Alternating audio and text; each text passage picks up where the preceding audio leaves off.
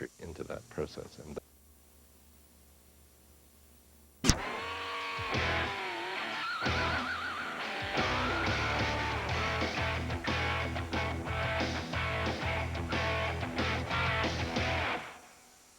from the Mitchell Athletic Complex in Uniondale, New York, this is Rough Riders Soccer. Hi, everyone. I am Brian Kilmeade. Happy to bring you this game, and happy to be joined by one Tommy Lang, head coach of Fairleigh Dickinson University. You might say, oh, isn't that the guy that we see all over Long Island? Isn't that the guy that we hear on the radio? Yes, he's doing TV. Declan is on assignment overseas. Tommy, welcome to the broadcast. Thanks, Brian. It's a great pleasure to be here. I recognize and realize I have some tough shoes to fill for Declan McSheffrey, but I'll try to do the best job that I can. And obviously, it's going to be a great pleasure this evening working with the #1 play-by-play man in the country, Mr.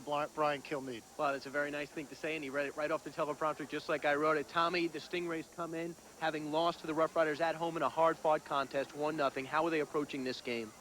Well, Coach Pereira is coming into this evening's game, Brian, with one thing in mind. He feels that he has an attractive team, an entertaining team. He respects the Rough Riders. He recognizes that the Rough Riders haven't given up a goal yet this year at home, but he's planning to come out and play as opposed to some coaches who might come in with more of a defensive strategy. He feels that he wants to put on a show, entertain the crowd, and they're going to try and come right at the Rough Riders and play with them, and hopefully what's going to be a wide open and entertaining game. Long Island has won 8 in a row. Tony Meola's hamstring is acting up. We'll get to you more of that information, but first let's go down to Roger Luce, who is with the fans. Guys, we're looking for another big night. The Rough Riders have two things they want to accomplish. One, of course, improve their Northeast Division leading record to 8-1 against the Stingrays. Secondly, draw another huge crowd. It looks like that's what they're going to do. We've got a lot of spillover coming in here from the other soccer fields at the Mitchell Field Complex, and they're going to fill the rest of the seats that are left. Everybody's filing in, soccer fans one and all, to see the Rough Riders and the Stingrays tonight at Mitchell Field. Long Island Rough Riders Soccer is sponsored by ADM Productions. Thank you very much, Roger, and we are just about ready, and we have begun Week 5 of the 11-game home season for the Rough Riders. They are in the white and red. I'm Brian Kilmeade. I'm joined by Tommy Lang in Rhode Island. The Rhode Island Stingrays, their first year in the USISL, well, they're in the blue and they're in the yellow, and they're in pursuit of this ball as the Riders work it around the back. We're going to get some lineup changes. First, you see, first off, Tommy, we used to see in Petoro at stopper. Travis Rinker is now at stopper. That's correct, Brian. Coach Alphonse Mondello has brought Travis back into lineup as stopper, moved Lawrence Petoro to the right back. He now has Martin Munnelly at the left back position, and obviously sweeping up in behind John Diffley. And as always, filling out the defense in the goal, #1, Tony Meola. In the midfield for the Rough Riders, another change. Adrian Gaeton steps into the defensive central midfield role. Playing in front of him, Kevin Anderson, in more of an attacking midfield role. On the right side, as we see right now, is Paul Riley, and on the left side, Chris Armas, one of the best players on the Rough Rider team. And up front, filling out the forward line in the Rough Rider team, Giovanni Savarese and Mike Masters. Yes, and that's a fine team, a few record breakers. You see Armas work with the ball in traffic and try to push it out wide to Riley. They play on. Rhode Island on attack. The through ball down and tried for Javier Centeno. It's intercepted. There's Carlos Silva. Carlos Silva has a man in front. Goes back to the top of the box wisely. Hit back to Brian Bradley. Now Bradley controls and passes over to Gomes. Gomes cross in front. Put it on net. Meola's going to go up for this one, and he comes down with it beautifully. And Tony Meola is nursing a hamstring fall. He was limping before the game. Looks fine now and sends Giovanni Savarese into the attack. Savarese still in control. Don't forget, ladies and gentlemen, Savarese has averaged a goal a game among the top 5 scorers in the nation, Tommy. And I want to tell you something. Savarese likes to strike early. Savarese is one of the most talented strikers in the country. He and Mike Masters have really proven to be a handful for any defense to handle. Early start, though, we see Meola getting himself out, running, catching that ball. Doesn't look like the hamstring injury's bothering him at this point in time. Paul Riley on the corner kick. Lawrence Petoro, the right back for this game. As Tommy mentioned, he is not the stopper tonight. There's the cross. It goes near post, just about to no one. I think he miskicked it, although the field is recently mowed and in good condition. There's Anderson, likes to line it up from outside. So Anderson has yet to find the range yet this season, but he is not shy about teeing it up from the midfield stripe and from the 18. Now, Kevin has an excellent shot from the outside. He's been asked in this evening's game to go into more of an attacking mode in the central midfield, with Adrian Gaetan kind of playing a sweeper role in the midfield. And Kevin has been asked to fulfill that defensive role in the past with Chris Armas doing the attacking. So the role is switched for Kevin this evening. He's been asked to get up and support Savarese and Masters up front. So I'm sure we'll see him on the end of some of those shots, taking opportunities at the goal when they present themselves. Shalim Silvera, the goalkeeper for Rhode Island, gets it out right to midfield. There's Ricky Robbins, plays it one time to their striker. Now look for this guy, Javier Centeno. Centeno passes out wide to Carlos Silva. Silva controls, he's got the overlap, he uses it well, and Ricky Robbins, Rhode Island really working the ball with tremendous poise. There's Centeno in front again. There's Rinker. Didn't see the play, but it goes for the Long Island Rough Riders. Now, the last time these two teams played, it was a very tight game in Rhode Island. 5,000 plus were on hand to see the Riders play with 2 men down and go on to the 1-0 victory. I talked to Alfonso Mandello about that game as Paul Riley goes after this ball. Let's hear what Alfonso has to say.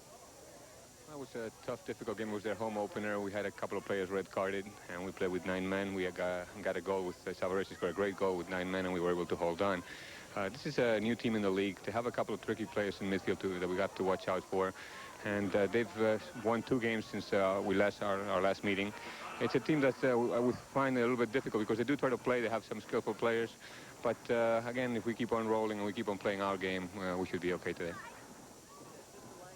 Is open. The Riders are unbeaten and unscored against at home, and they expected big things this year in their sophomore season in the USISL. I don't know if they expected this kind of dominance.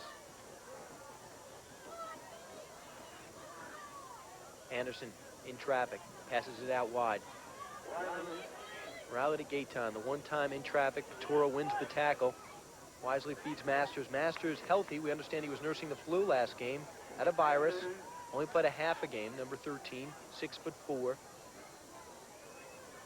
Armas checks all the way back. Rhode Island showing a lot of poise on the ball. And there's the through pass to Savarese, but he was offsides. Tommy, let's talk about Adrian Gaetan. He played such a vital role a year ago in this team as a sweeper.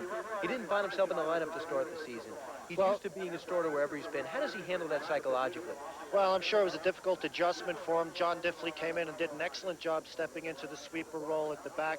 But Adrian has played at a high level. He understands that when opportunities present themselves, he has to make the best of them, and he's done that in the last few games for the Rough Riders, and now finds himself an integral part of the midfield in that role in the center of the midfield. So you get your chance. The team's been healthy. The team's been winning. There's Masters alone in front. He's got 3 men on him. Gets taken down, top of the 18. That'll be for Long Island. Direct kick, top of the box. Now, there is a 7-foul rule, 7 fouls. And on the last foul, you get awarded a shootout opportunity. We've only seen one of them here at the Mitchell Athletic Complex. Keep in mind as we get ready to see this direct kick from the top of the box. Check that. Is an indirect or it would be a direct kick from here, Tommy? It's going to be probably an indirect kick. I think it was an obstruction call against number 3, Andy McMahon, for the Stingrays. A great opportunity here for the Rough Riders. I'm sure the player will run over the ball or touch the side and try to get a shot into the empty side of the goal. 15 yards is the rule this year in the USISL instead of 10, and they enforce it. Gaetan on top of the ball. Adrian Gaetan, number 5, working with Rinker. Both players re-enter the starting lineup. They were fixtures a year ago. In the back, number 17, Lawrence Paturo. He's got a cannon. He's been taking these before. Right now, Savarese, there's some problems with the wall, and Savarese taking some hits. Number 7, Joy De Silva, they're cheating a little bit, wouldn't get back, waiting for the referee's whistle, gets the yellow card. Can you see what play? Can you see this develop right now? Do you have a prediction? And there's Rinker from outside, gets it knocked down. The ball to Riley, goes near post.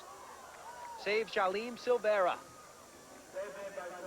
Good opportunity kind of wasted there by the Rough Riders a little bit, Brian. I think their timing was off. They were worried about arguing with the referee with De Silva coming up and stepping up out of not giving the 15 yards. And then when they actually played the ball, Travis Rinker really wasn't there on his toes to get the shot off at the goal in a good fashion. Ricky Robbins plays it back. Masters plays it wide. He sends Riley off to the races. Riley, Ricky Robbins controls. Riley goes in for the tackles. He does so often, so well, so efficiently. Gets taken down. It's a goal kick. Tried to get a quick cross in there, sneak it through. Chila Rodriguez, the sweeper, was up for the task. And he's the player that Coach Mario Pereira, Brian, feels is one of the best players on the field here. He's one that said Coach Pereira said before the game, keep an eye on. He runs the show at the back for this Rhode Island team, and he'll be a player to keep an eye on throughout the night and see how he deals with Mike Masters and Giovanni Savarese up front. The Atlanta Magic will be in town on the 10th. The Riders will be home again June 10th. There's also some talk of Atlanta having some trouble, and there could be a all-star match set, but we'll have to see about that. The Philadelphia Freedom will be in town on the 17th, also known as the Pennsylvania Freedom, another good squad, and the Puerto Rico Islanders on July 2nd. So there you have it, the next 3 upcoming games for the Long Island Rough Riders. Come on down to the Mitchell Athletic Field. It's right in between the Nassau Coliseum, across from Hofstra University, and if you get here early, you might even find a place to park. John Barboza. Barboza the stopper. Nice interception by Chris Ormus. On the break is Masters. He has Savarese in front, but badly outnumbered. Andy McMahon with the tackle. He's the general manager. He's the right back, and he just came up big right there with the tackle. Did a good job forcing Mike wide and not allowing him to get the cross off to Savarese, who was in the center. And corner kick here, and I'm sure now, at this point in time, we want Kevin Anderson looking for Mike Masters and Travis Rinker coming in late at the back post, putting pressure on the Rhode Island goal. We'll have to see if Tommy Legg is indeed a soothsayer of sorts. He goes far post. Rinker, head always dangerous. Silva out of position. Rinker has a shot on goal. Oh, nice save, nice deflection. And again, the height of the Rough Riders there, Brian, causing problems for the defense. Ball comes to Travis Rinker. He gets on the end of it. Mike Masters challenge. Travis pounces on the loose ball. Couldn't get it through the crowd of players. And again, another corner kick, another good opportunity for the Rough Riders. And you had a chance to see the replay right in front of you. Travis Rinker comes off the bench. He was the most valuable defender on the season in the league 1 year ago. After a red card against Rhode Island, had trouble getting back into the lineup. Now he's there at his familiar position as stopper back. Knocked aside by Rhode Island. Rhode Island is in the blue and white. Pass back to Paturo. Paturo in under pressure. Anderson played out to Riley, the captain. 31 years old out of Adelphi University. Anderson is down, and he looks to be very hurt. He rolls over. He's holding his ankle, and that is his right ankle. 23-18 remaining in the first half. You're watching Rough Rider Soccer. Anderson is rolling on the ground. The team will look for possession, and the ball has to go out of bounds for them to stop play. So Rinker intercepts the ball. Well, they won't stop play, Brian, because Kevin Anderson is off the field, and the referee will allow play to go on. Kevin took a little bit of a knock earlier on in the first minute of the game, and one of the things Coach Jim McGee, the assistant coach of the Rough Riders, said about this Rhode Island team is that they will try to intimidate you. They will be a little bit physical at the start of the game, and so far Kevin Anderson has been on the receiving end of a couple of shots from this Rhode Island team, but I'm sure that he'll get back into the flow as the game goes on. So you see Robins winning some balls up front, and look who's on the break. Javier Centeno had a chance to meet him before the game, shows tremendous speed, still controlling. He's going to go near post. It's knocked down nicely by sweeper John Diffley. The shot on goal and kicked aside by Adrian Gaitan. Keeping it in is David DeMello. Just put the hurt on Kevin Anderson. So Anderson barely walking out there.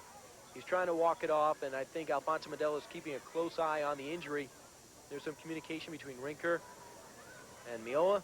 That'll be a kick for Long Island. So, Tommy, like Rhode Island, like the Long Island Rough Riders have done, going into the community, taking the best that Long Island has to offer, Rhode Island has done the same thing, reaching into the Rhode Island community, hoping the fans will rally around them and the community will rally around them. So if they win or lose, it's really reflective on the quality of soccer in the Rhode Island region.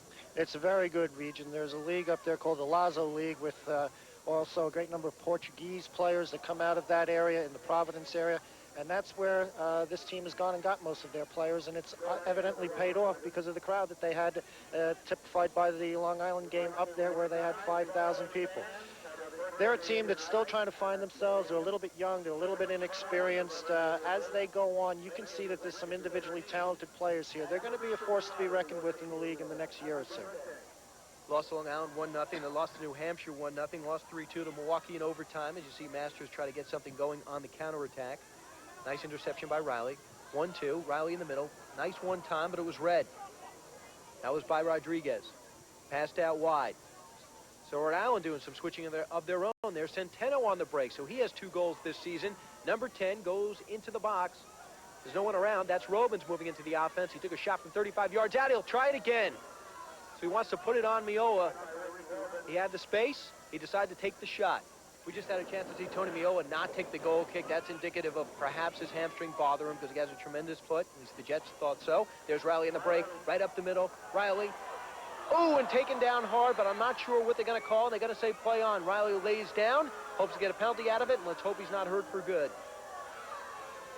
There's Centeno, the nice give and go. Here's the counterattack by Long Island. The crowd does not like the non-call, but Centeno is not too interested. Number 10 on the left flank. He tries to get a man in the middle, wisely turns it back. There's Robins, showing he has both feet, lefty and a righty. But as we see Tony Miola in the background, it comes to mind about his health, about his hamstring that he hurt on Thursday. We talked to Miola before the game, and here's what he had to say about his overall fitness. How healthy are you right now? I heard your hamstring's still bothering you. Well, it wasn't bothering me till the other night. The night after the game, a bunch of guys were very fatigued, and we ran sprints the following night, and that probably wasn't the best thing for me to do. In my hamstring, I felt a little bit of a knot, and I just stopped there. I didn't want anything to go any further, and but it feels okay now. I should be fine. Scoring opportunity, a chance to call that, but the GM, and I believe there's a penalty being issued, there's a blue card being issued, and Riley is still down on the far side of the field. Well, the referee here is going over to talk with his linesman. He wants to find out what's the matter with Paul Riley. Paul Riley beat his man in the box, did a good job penetrating off the dribble, going through. I think that as he tried to cut back, he may have taken a knee in the thigh or something, or twisted his knee or something. And right now, Roger Lewis has the story on what is wrong with Paul Riley. It looks like he either pulled a hamstring or stretched out a muscle a little too far. He's obviously in pain, but is going to stay in the game. Back up to you guys. We've seen Kevin Anderson hit pretty hard early, no call. And we've seen Paul Riley hit pretty early, no call. And that sometimes can lead to some pretty chippy play later on in the game. There's Rinker, top of the box. He's got a cannon either foot. When you talk about an enforcer that does it with skill, out of the University of Bridgeport, it's Travis Rinker. He also gets himself some red cards along the way, and that's something that Alfonso Mandello is worried about, working on it with him. Keep his temper in control, keep his game in control, because he's just a super player. You remember him in college, Tommy? Yes, I do. Actually, it's kind of strange to see him playing at the back now, because in college he was an attacking midfielder, a forward, and scored quite a number of goals for the University of Bridgeport, as well as earning All-America honors there as a forward. So just goes to show his versatility that he can come to this level, step it up a level, and make the adjustment to playing in the back. Tommy Lang from Hofstra University, from Adelphi University, where he's coaching both places, now at Fairleigh Dickinson University. And that's David DeMello who cleared it wide. So now the Riders starting to turn the screws a little bit, put on some consistent pressure, but I haven't seen 3 or 4 passes strung together this game, and it's something we've got maybe spoiled with in the past. Well, it has been something that the Rough Riders have thrived on in the past. This particular game here, Rhode Island is doing a good job of getting back and getting numbers back behind the ball. I think it takes a little bit of time for a team to get settled and get into the flow of the game, and it's just going to have to be something that we keep our eye on as the game moves along. So Paul Riley looks healthy. He does some battle with Joy Da Silva. Yes, Joy Da Silva. We've heard Jose Da Silva. We've heard Joe Da Silva. But we understand that his name is Joy. And there's Riley. And that was a handball called at the top of the box. So the crowd's starting to realize that those calls are not coming early. And they'd like to see the referees call this game a little bit tighter. And when you have a team with inferior skill, a lot of times as a coach you want to approach it. That's one of the advantages you have to have. Maybe you get physically intimidated, get them off their game. Well, that's the thing you want to do. You want to close them down quickly, not give them time to settle on the ball, to pick their head up, look for their passes. And that's what Rhode Island's strategy is in this game, that every 50-50 ball, they're going to get stuck in and try to win it. The kick in, Gaetan neglects the throw. Ooh, no communication between sweeper and goalkeeper. That's Sheila Rodriguez who clears it off the line. And then it'll be another kick in for Long Island. It'll be Kevin Anderson. And again, just like a corner kick here, Brian, I'm sure Kevin will be looking either for a ball in at the near post for someone making a run there, or for the big men at the back post, Mike Masters and Travis Rinker. Anderson. Put aside by the sweeper, Sheila Rodriguez. Here's Anderson again. Just one foul in this game so far, one foul called. This will be a clock stoppage every single time the ball goes out of bounds. Therefore, it's only 30-minute halves. Kevin Anderson, another experiment this league is trying for FIFA, for the USSF, and not in front by Sabarisi. Knocked back Gaetan. Nice header by Masters into the net. Goal. Mike Masters, goal. Gaetan to Masters, 1-0 Long Island. Let's see that one more time. There's the cross. And here's Gaetan. And Masters with the head ball. 1-0 Long Island. a little bit of a lack of aggressiveness on Rhode Island's part, and it cost them a goal. And there is a player down, but I'll tell you, Masters known for his jumping ability, using his height. This time, he goes down for the ball and heads it.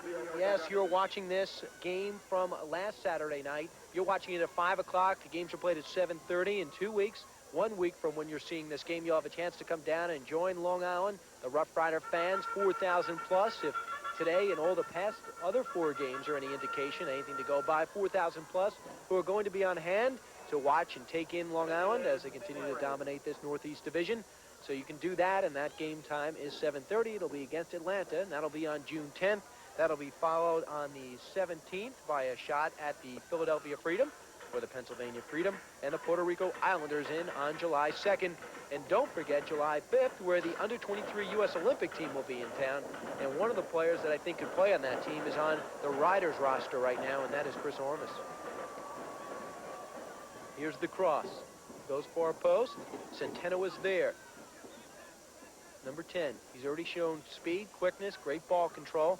Passes back to Robins. Robins, and by far the most dangerous midfielder. Armas on Centeno. Hard tackle by Diffley. And Centeno is rolling around. And there's been some big penalties. That is a blue card penalty and a yellow card for John Diffley. A little bit of an unfair call there, in my opinion. Diffley came in. Armas did a good job of double teaming the ball. Ball popped loose. Diffley came in, slid in, got a piece of the ball, but at the same time getting a piece of the ball, also got a piece of the man. And I really think a little bit of an unfair decision on the referee's part. All right, so he gave away a blue card foul, but to issue a yellow card for that tackle, after some of the tackles on Kevin Anderson, I don't know if the referee's showing the consistency that he needs to.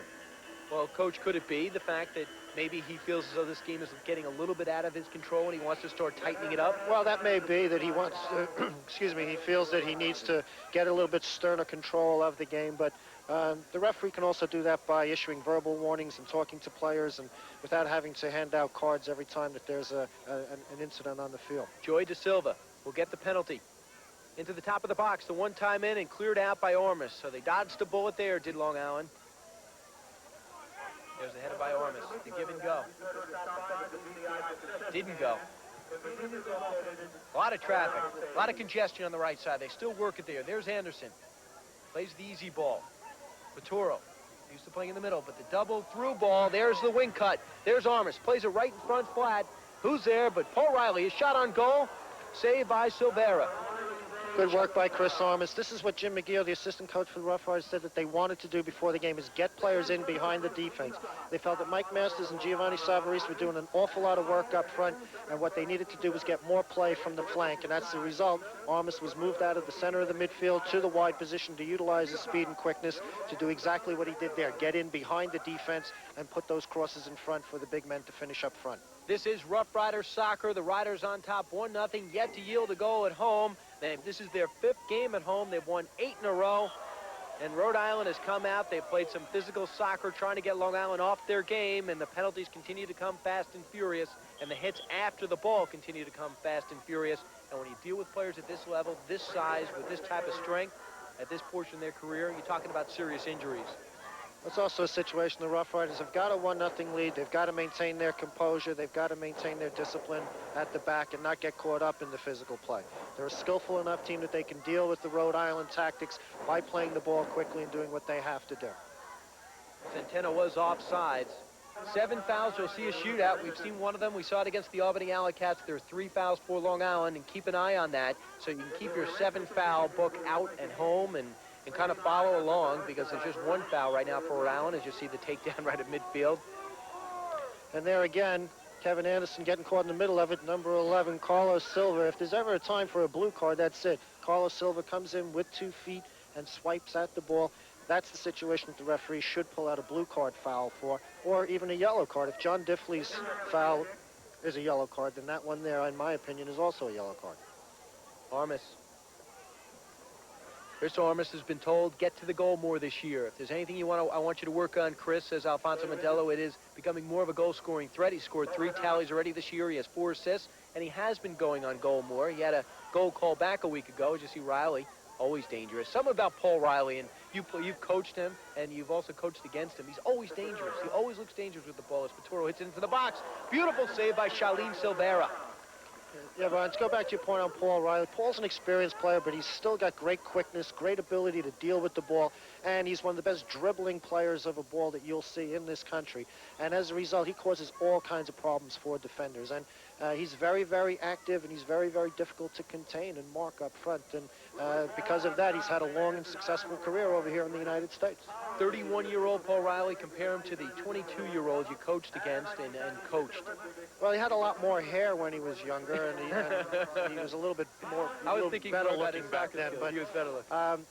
Obviously now he's a lot more experienced now. He's maybe not as quick as he used to be, but you look, he's still a very, very quick player. So you can imagine what he was like when he was 22 years old. I tried covering him. All I saw was the back of his head.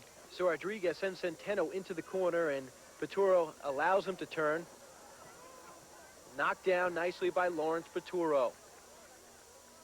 So far, Centeno's been in that corner 4 or 5 times, although he's looked good. He has not really penetrated at all. Well, if there's any part of the field that you don't mind him being in, that's exactly where you want him, is down in the corner, where the worst he could really do is cross the ball. And with Tony Miola back there, should be a Long Island ball on most occasions, as we can see right there, as Miola does an outstanding job of coming out in traffic and taking that high ball there. Let's see that one more time, and this yellow card being issued.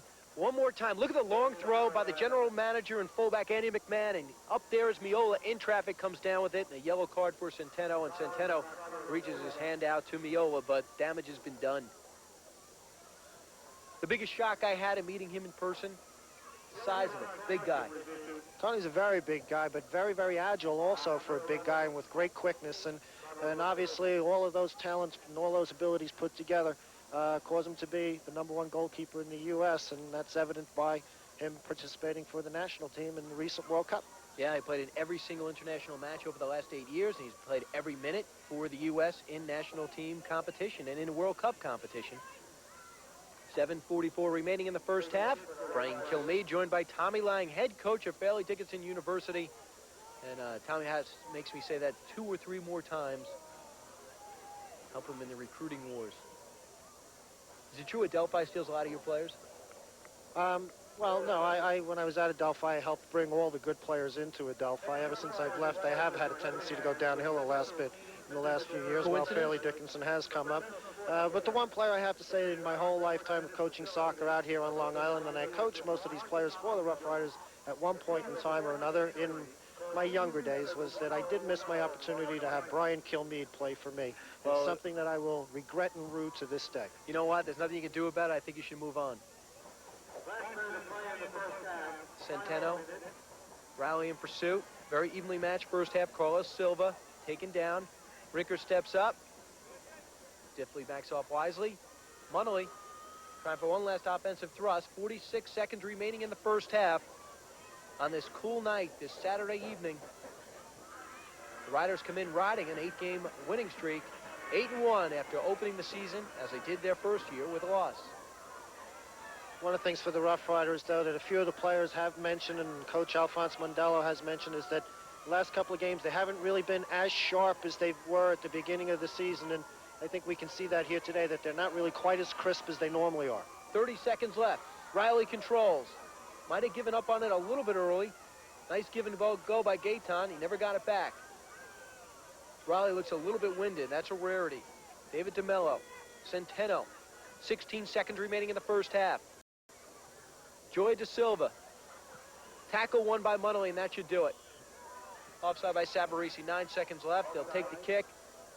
Just shy of midfield. Shalim Silvero, who has made one sterling save, has got beaten by Mike Masters once. Keeper for Rhode Island. Crowd counts down. Another 3,000, 4,000 plus crowd. And there is no time left in the first half, Tommy. So looking back, Mike Masters' header from the 6-yard box that beats Silvera. That was it. Well, and it came as a direct result of a continuous amount of pressure from Long Island, where they had a corner kick, a free kick. They created another opportunity through a corner kick. So they maintained that and sustained that pressure, and as a result, got the goal. Since that time, seems to be a little bit of a letdown. I'm sure part of it has been due to the tactics employed by Rhode Island, where they really are throwing Long Island off their game by getting in on tackles, closing them down quickly, not really allowing them to settle into their game. It could be an interesting second half. There's a little bit of a wind out here. We see how that factor comes into play with Rhode Island now having the wind at their back. So hopefully players and the coaches will regroup both teams, and we can have what hopefully will be a little bit more of a more entertaining game in the second half. And hopefully it'll be with the Rough Riders on top. They have yet to yield a goal at home. They have yet to lose at home, of course. So without wasting any more time, I promised you a one-on-one interview with Lawrence Paturo, which we taped before the game. And I promise you we will have our traditional locker room report with Roger Luce and assistant coach Jim McGeough. So let's go to the first segment of our halftime show. Here's me with Lawrence Paturo. Lawrence, how would you rate your first year here with the Rough Riders? I mean, starting stopper, supplanting a guy that was Defender of the Year in Travis Rinker. Well, I wouldn't say I would rate myself. I started off here in the preseason just working hard. I knew that it was going to be tough to get a spot on the team because so many guys returned from last year. But I had talked to most of the guys. I've known most of them, and I felt that, I was able to step in right away with preseason and feeling comfortable because I knew them and I've played with them before. And it just took me a while to really get into it. And after I did, I felt comfortable, and I just started to play my game and just let nature take its course after that. And Lawrence knows these guys. He's from Yonkers. He plays over here in the men's league and spent a year in the USISL. In terms of talent level, in terms of organization, do you notice a marked difference between here and Connecticut? I see a tremendous difference. I see here there's much more support. I see that when I come in the area, I go to different places to eat, and people know me, know the Rough Riders. They see me wearing a jacket. They know right away. When I was in Connecticut, people didn't seem to know much about the Wolves, about the soccer program, what was happening. And well, how would you rate this team? You've been on a lot of good teams in your career. I mean, so far you reeled off 8 consecutive wins, and you seem to be steadily improving along the way. Well, this team, I think, is definitely one of the top 3 in the United States. Definitely one of the top that I've been with. I also was overseas, but the organization here, the players here, the coaches, everything is top quality. What's your goal? Of course, to win the national title. What about starting at stopper right now? I mean, how important is that to you, starting in the lineup each and every week? Well, to me, it's very important. I have to make sure that I stay sharp. Each week that comes, I have to make sure that I'm 150%, not just 100%. I know that there are guys on the bench who are just ready to step in, so that kind of keeps me sharp and keeps me ready. When did you get this reckless abandon? I haven't seen you back away from a ball, lose a 50-50 tackle all season. Where does that come from? This comes from playing the game. I love it so much that I'll do anything that I have to do to make sure that we win the game and that we come out with a positive result. This is Lawrence Paturo. You're watching Rough Rider Soccer. Now it's time for Jim McGeough and Roger Luce with a locker room report. All right, guys, I'm standing here with assistant coach Jim McGeough. Jim, the first half, Rhode Island Stingrays seemed to be very aggressive trying to take the Rough Riders off their game. Is that your interpretation of that? That's exactly how they come out to play us. We know what we're going to expect, and I think on radio just before the game I had said they were going to come out strong and try to upset the rhythm of our team. And so far they've done a creditable job. They're winning. They're trying to play a counter-attack. They've got 5 defenders, and we're reluctant to throw the ball into the goal mouth on our counter-attacks, and consequently we're allowing them to get their midfield players back, which unifies our defence with 8 and 9 players at times, and they're quick. They've got a couple of quick forwards. Cornado's up front there, and he's holding the ball nicely for support coming through from midfield. And there's a couple of occasions we had to breathe twice. You know, we were lucky enough to survive, and it's going to be a tough second half. And we've instructed our guys, Alfonso and myself, that we got to come out stronger, much tougher, more physical in the second half. If Rhode Island want to adapt those tactics, we can do it also. And it's not our game, but whatever it takes for us to win this game, we're going to do it. In the first half, Kevin Anderson suffered an ankle injury, and Daniel Leon has gone in for him. He got walloped a couple of times out there. It's been rough. He did. Well, the Rhode Island's not pulling any punches. When they've got a 50-50 ball, and even when they haven't got a 50-50 ball, they're putting their foot in. And you've got to give them credit, because if we were in their situation, I would imagine we would do the same thing. Only I'd like to think we were more skilled than Rhode Island are. But give them credit. You know, they're putting up a wall against us, and we're finding it hard to break down. Leon in for Anderson in the first half. Any substitutions in the second half we should look for? Well, not so far. Unless nothing happens,